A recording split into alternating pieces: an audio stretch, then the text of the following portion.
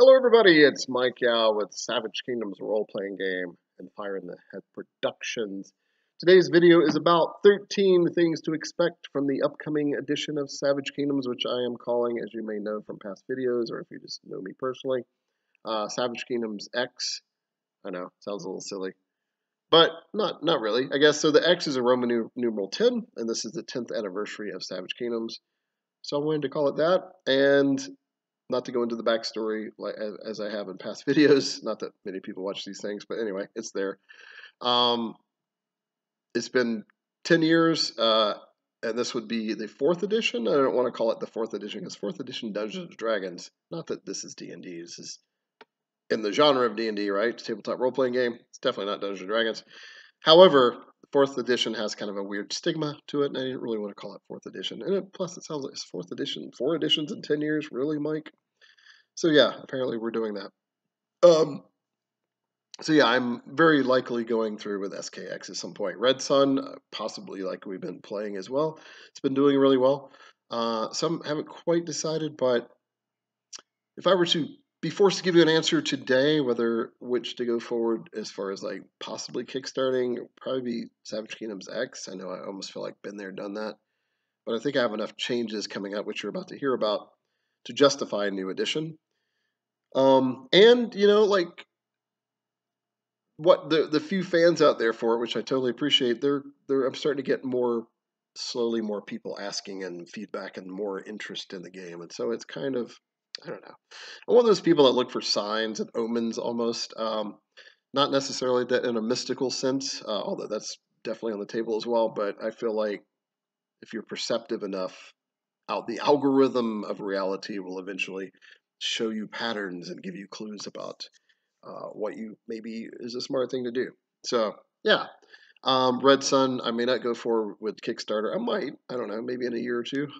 But that might be just a PDF publication of my own, because it's actually already like 95% done, written. So yeah, I'm pretty happy with it. But this video is not about Red Sun. This video is about Savage Kingdoms X, or 10th edition, Roman numeral 10, right? All right, so 13 things that you can expect from Savage Kingdoms, the new edition, right? All right, so the first 10 or 11 of these 13 points are all about character creation. A lot of players care about character creation process. Obviously, as a player, that is what you're doing, is creating a character. That's how you interact with the environment, with the world, with the setting. So the first few of those, first 10 or 11, is about that.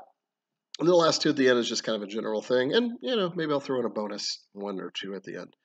Okay, so number 1, characters now start with a +4 total modifiers at character creation, starting attributes. So in previous editions, you started with a +3 total modifiers, and those of you who played the game know what I'm talking about. If you're newer to the game, what this means is, say you can craft your character, right, within reason of your culture or race. You can start with a +3 in physique if you wanted to, but you might want to start with a -2 intellect, and then so that's a +1 total, right, that you spent for your character. So you could start with a total of +4 between all 6 attributes. So they have to balance out to be +4. It could be less if you want, but I don't know why you want to do that. But they certainly can't be more than +4. Previous editions was +3, so that's a slight improvement. And there's a reason for that, which I'll get in. The math, yeah, it's, you know, in tabletop role-playing games, as much as people hate it, at the core of the system, especially when you're using a dice system, which are 98% of game systems, there will be math involved for obvious reason.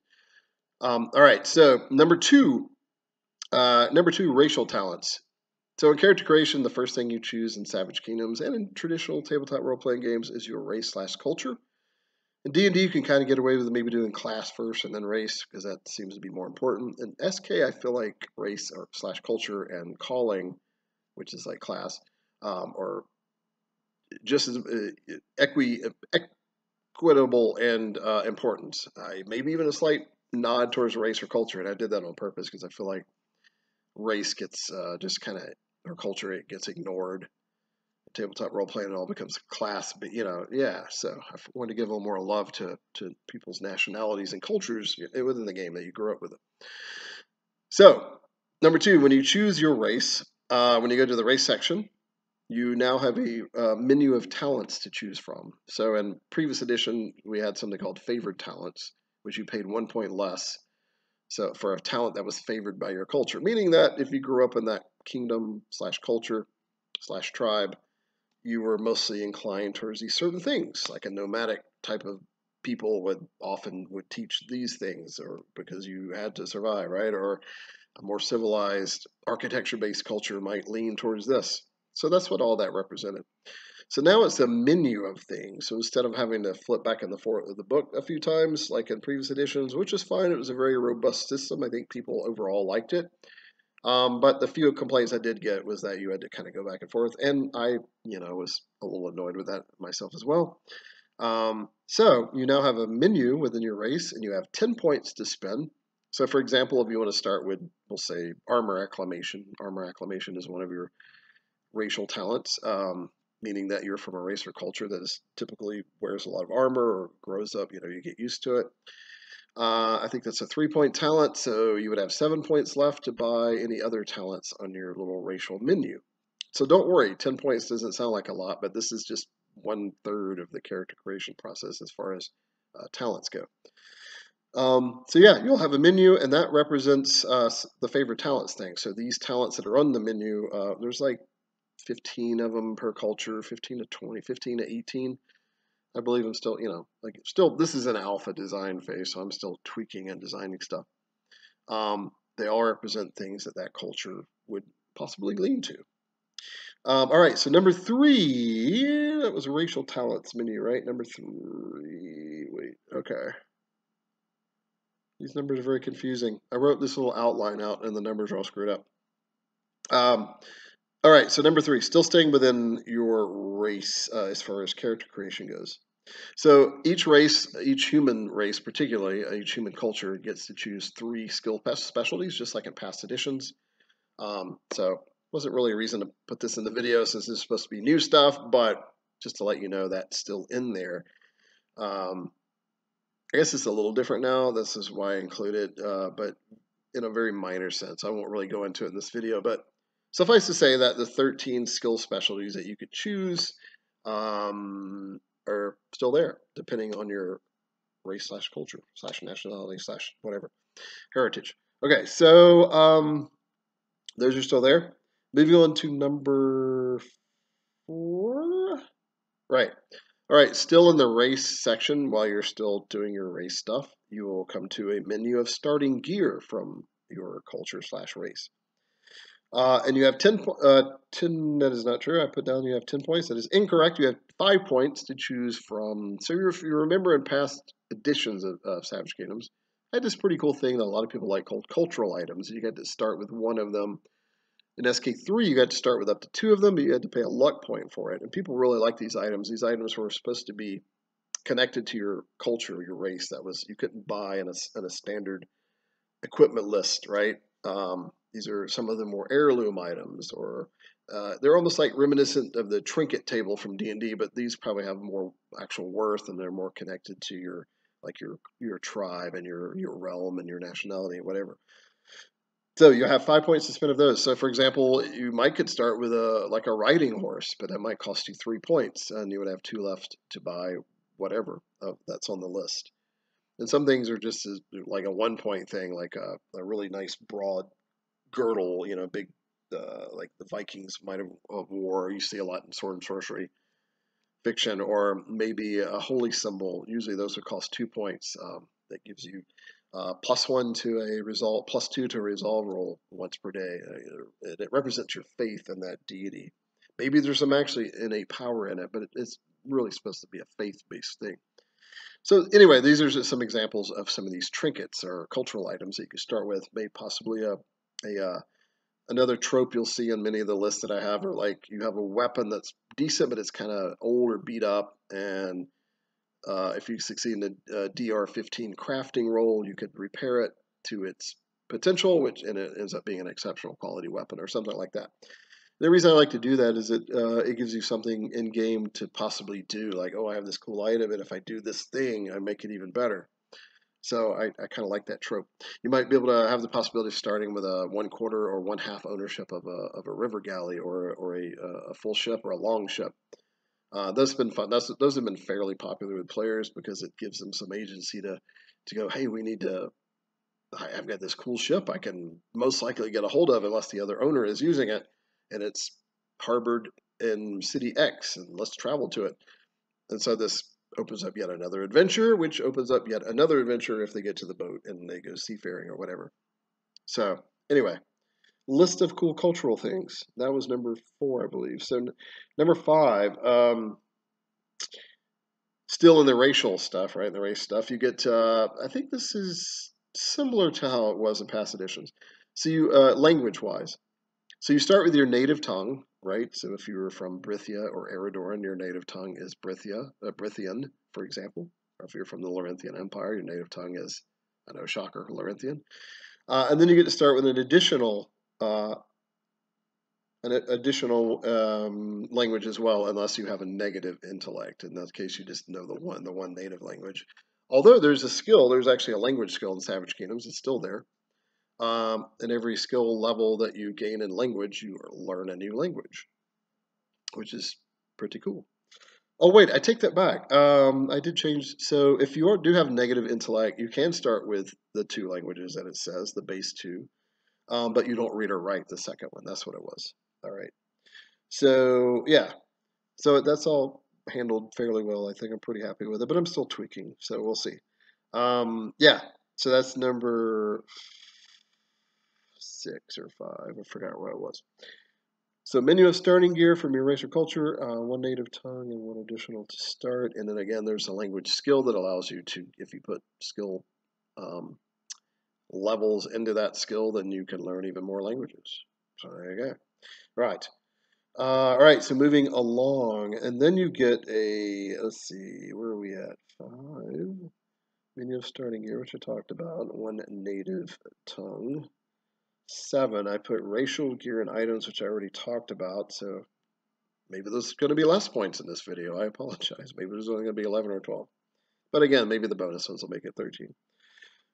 So yeah, 5 points for racial gear items, so apparently I wrote that down twice.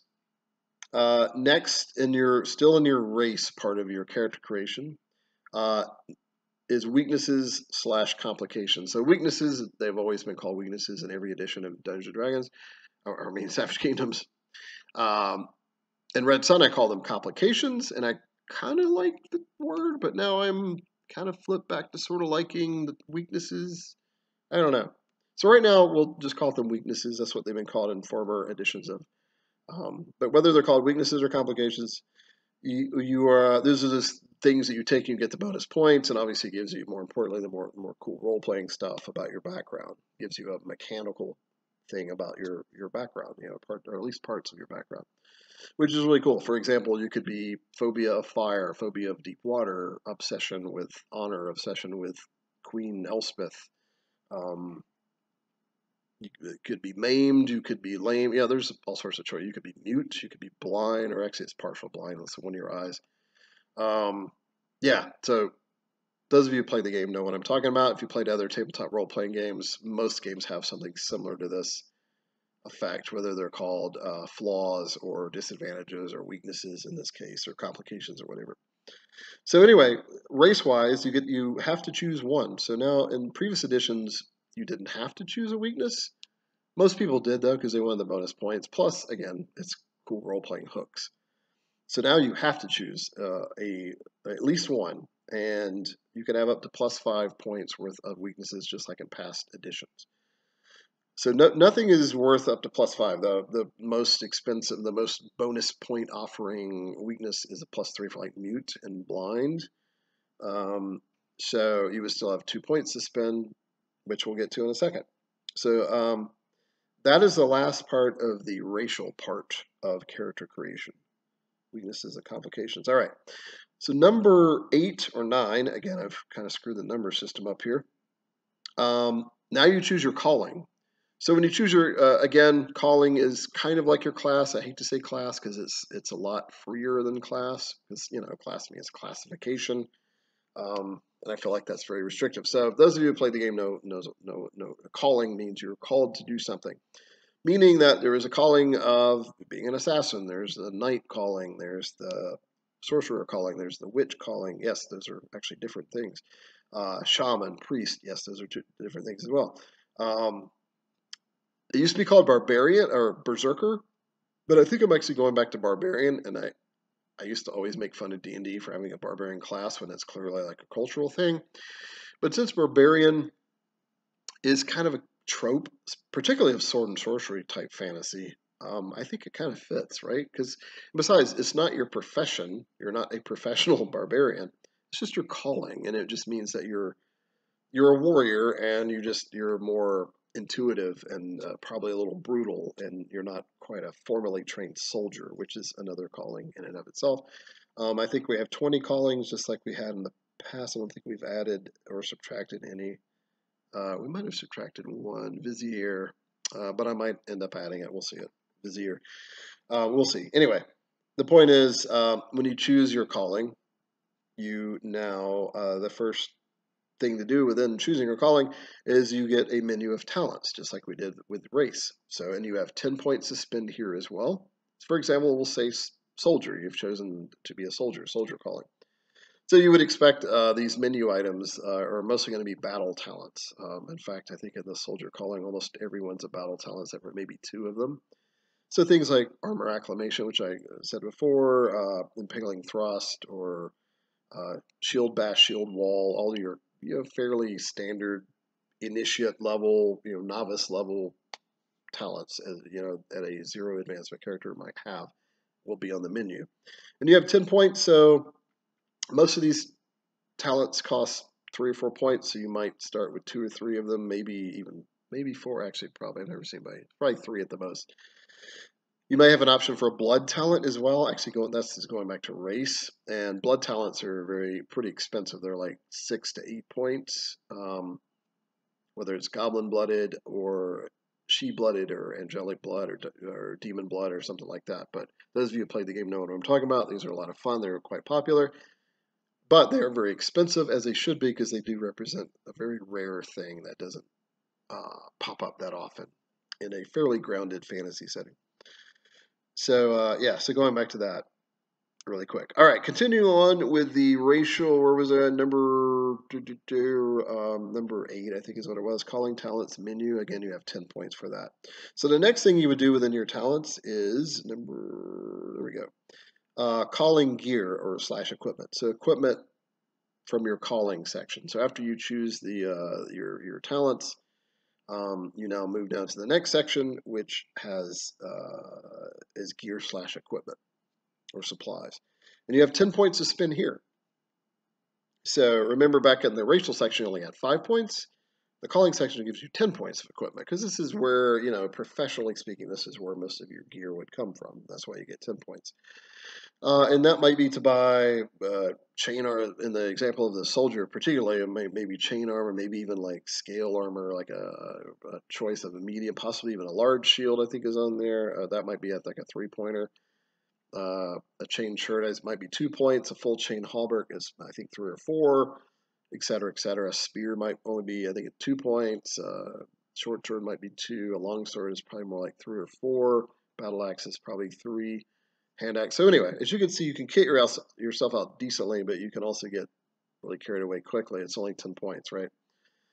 So yeah, pretty cool. Possibly even a warhorse if you were I think that's on the list for like noble and also the knight calling. So very cool right there. So moving right along. Racial gear. Wait, that was calling gear. So that was number 9 or 10, whatever it is. Moving on to 10 or 11, whatever it is. So the next thing you do within your calling would be choosing weaknesses. So just like with your race, you must choose at least one, and again, you must. So every character will have at least 2 weaknesses, which I think is cool. I think it's fun. Heroes without weaknesses are boring. They're not really heroes. They're not real people, so they're kind of boring. So you must choose one, and these are all kind of related to your calling. So the thief calling has a lot of things like infamy or obsession with wealth, stuff like that, kind of fun stuff like that. The sorcerer calling might have options for corruption or obsession with power or arcane things, stuff like that. Priest might have the opportunity for the zealot um, weakness and stuff like that. So obsession with immortality maybe would be like a noble or even a priest thing. So yeah, fun stuff like that. And again, you must choose one, and so yeah, and they're anywhere. They give you anywhere from +1 to +3 bonus points, just like the ones from your calling. All right, moving right along to number 11 or 12. Where is it at? Oh, there we go. Okay, so that's actually all of the character creation things to talk about in this video. New stuff with the new edition of Savage Kingdoms, SKX, or whatever it is. So now here's a couple little bonus things. So coming in at number 11 or 12, new things to expect. So in past editions of Savage Kingdoms, every odd numbered skill level in a magical arts discipline, you learned a new spell. So in this new edition, I'm proud to announce that every level of magical arts of any discipline that you learn a spell. I think it's just easier to keep track of there. Yeah, I think it's fine. I don't think it's if anything, you're probably going to start with maybe one less spell than normal, so it kind of balances out. So, for example, if you start with skill level 2 and magical arts shadow, um, you will only know 2 spells. There are ways to start with a third spell and even a fourth if you want to spend all your points towards that, and that would be take the acolyte or apprentice talent, which means that you were formally trained in magical arts and not just wild knowledge of it. That gives you a bonus spell. I think Grimoire or Grimoire, it does as well. You have this big tome, kind of like in the past edition, very similar to that. So there are ways to start with a spell or 2 additional than the base one. So, but the good news is every skill level you put in a magical arts discipline, you have learned a new spell. You have uncovered another arcane secret, which kind of makes sense. So very cool. Right. So number 13 or 12 or 13. Let's see, where are we at? Oh yes. I kind of mentioned this earlier, but I'll say it again. So there is a language skill, and every skill level of language, you learn a new language now instead of every even numbered language. So you had to get skill level 2 in language to even learn another language, skill level 4 to get another one, which is probably slightly more realistic. But based on the new math of the system, which I can't quite spoil yet, I think it's fine, and it's kind of realistic in the sense of if you're looking at it from a very European or even Asian approach to things. And what I mean by that is that back in the older days, even nowadays, particularly in parts of Europe, well, in Asia too, a lot of kids are taught they're bilingual. They're just because they grew up in this, where a lot of cultures are kind of in on top of each other, and some invaded each other, and others not maybe as much. And in any case, there was some intermingling, whether it was violent or not, and it kind of forced you to learn this other language. So if you take that into a Dark Ages / early Middle Ages based fantasy thing, yeah, kind of works, right? So I think it'll be fine. Plus, it's easier to bookkeep there. All right, so to give you a bonus thing before I end the video, the bonus thing, I think I need to add this one because it'll make some of the stuff I hinted at a little more, make more sense. All right, so in past editions, you could start with up to skill level 3 in a skill, like character creation, and advancement 0, in other words. Now you can only start with up to skill level 2. So that's the little drawback to having the +4 start and the extra spell every level, all the nice stuff. So once we have all the nice things, now it's time to take away. But it doesn't really take away because we're trying to make the game better. So I feel like from the playtesting I've done and just kind of looking at the numbers and just the experience that I have, I feel like starting with skill level 2 is better that way. I think it gives more oomph to get up and learn more stuff, and it keeps the numbers down just a little, but not really, which I'll go into in a second. So if you can only start with skill level up to skill level 2, you'd only have a +2 in that skill when you're rolling the d20, plus whatever the relevant modifier is. We'll say it's an intellect-based skill, and you're +2 in intellect, so you would have a +4 modifier. So Again, the number sound is a little bit crunched lower by like 1 lower than in past editions. However, here's another little thing, another bonus thing I'll add. Skill specialties now have a +2 bonus instead of a +1 bonus. So, using that language example, if you read, or that, yeah, we'll say, we'll use language based on intellect. You have 2 skill levels in it, +2 intellect, that's +4. But let's say you one of your specialties is that you got to start with for your race. We'll say it's encryption. So that would be +6 because specialty is now +2. So anything to do with language, you have to make a die roll for is +4. If it's particularly encrypting, like coding, writing, and stuff, you would have a +6 modifier. So this gives a little more weight to skill specialties, and it also justifies the math more now that I pulled it down to starting level 2 at maximum instead of 3. It now gives room to breathe with the +2 skill modifier. And I feel like if something is specialty, it should be an actual specialty. The +1 in the past was fine, but I don't think it really packed the punch, particularly when you got more powerful, you're like +9 and on it, and then the specialty is just +10. It's not like that big of a deal. So with a +2, it's packs a little bit more of a punch. So I think it's fine. Speaking of skill levels, so you earn a skill level specialty or skill specialty at 3rd, 5th, 7th, and 9th skill level. In the past, it was 3, 6, 9. So now it's 3, 5, 7, 9. So not only is the modifier bigger, +2 instead of +1, but you actually get skill specialties quicker, but you don't start with them other than the ones from your race, if that makes any sense. So it all kind of works out.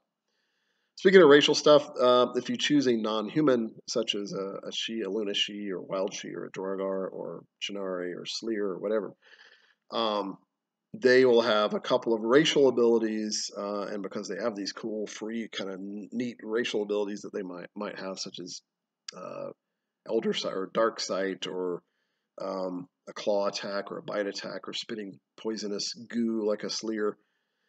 Because they have those abilities, they only start with 2 skill specialties they can choose from, and also they only have like 8 points to spend on their starting talents instead, and so that should balance it out. If anything, it might skew, and I did this on purpose, slightly towards humanity because it does supposed to be human centric, but on the other hand, the racial abilities that some of the non-humans get are really fun and really cool. So. All right. Yeah, I think that's it. So, the last thing I will add, skill levels. I think this is how it was done in the past. Because I don't have my 3rd edition book right next to me, and I can only remember so much of it. So there's no. I sent a past video that I think I was just going to do 9 skill levels for each skill, and then I think I'm just going back to 10. Just make it 10. It's only like another +1. Besides, to get up to skill level 10 in anything is like a long time. You have to be playing a couple, 3 years. I just finished a 2.5 year real time, or real world time, 2.5 years campaign in Savage Kingdoms, and the characters made up to 10th and advancement. I think one might have been 11th, or so it took them, and that's only maximum skill level 7, I think. So they weren't even in the master levels quite yet, and that was over 2.5 years. So making it 10 skill levels, I think, is fine. Plus, it breaks down nicely. So skill levels 1 through 2 is novice, considered novice. 3 to 4 is considered adept. 5 to 6 is expert. 7, 8 is master, and 9 and 10 is grandmastery.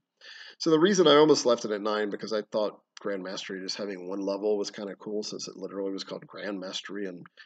But I'm like, well, let's just add another level of grandmastery, whatever. It's fine. Very cool. All right, so I think that's it. I made it under half an hour for once. Very cool. Hopefully you guys enjoyed. Hopefully you stayed to the end here and heard the bonus things. So thanks for paying attention. Keep playing tabletop role-playing games, especially Savage Kingdoms and Red Sun. And I'll talk to you again soon. Bye.